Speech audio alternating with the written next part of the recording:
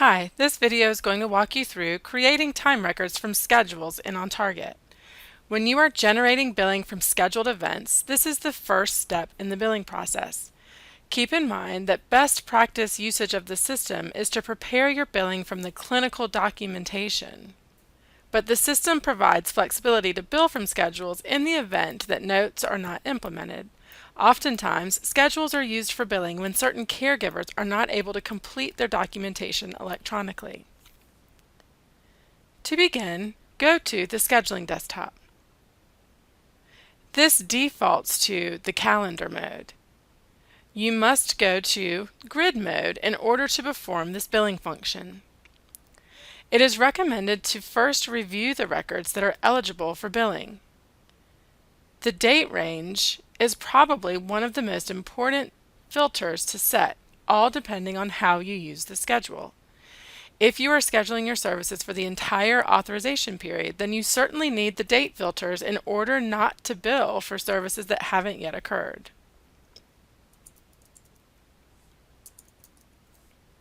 Continuing on with the filters,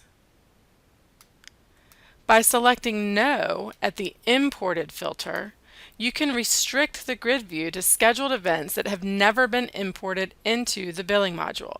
This is how you manage from billing cycle to billing cycle the schedules that have not yet been billed.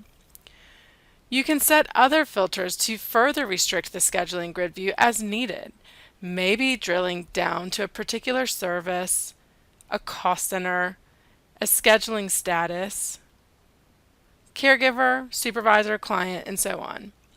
At the broadest level, entering your date range and selecting No for imported will be the widest sweep of all eligible for billing scheduled events.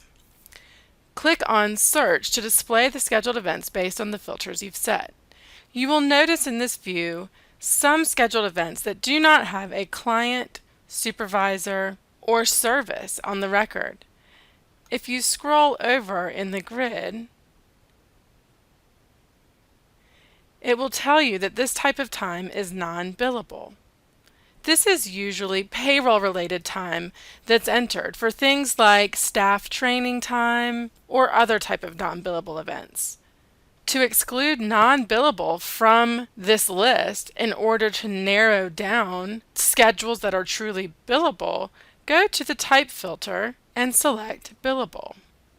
Search again. Just something to point out so that you're always reviewing truly what's outstanding for billing when you are in the billing mode. If this is the first time that you are creating time records from schedules, it is recommended that you create a new view. This view will allow you to save the filter so that you don't have to set them every time you want to run the desired search. To create a view, set your filters and then click the Save button. Type in a name for this view under the New View option. The existing view is used only when you need to modify an already saved view.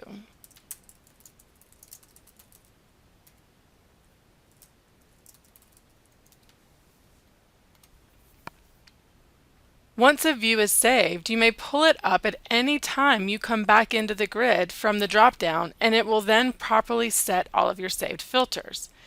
As an example, if I select the System Default view, that will clear out all of the filters that I just set. This is the default every single time you come into grid mode. So one of your first steps could be coming to View and selecting the view that you set up. You will see that that sets your key filters for this billing step. Imported, no, type of billable, and a date range. Since your date range is going to change from billing period to billing period, you either need to update the date range or simply don't set that filter when you go to save the view. This view is visible to only you unless you choose to make it global to all users. You can make it global by clicking the Edit Views button and marking it as global. That makes it visible to all users in your database.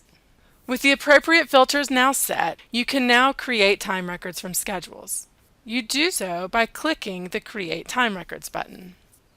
The first option is From Selected. To use this, check the schedules that you wish to send to billing.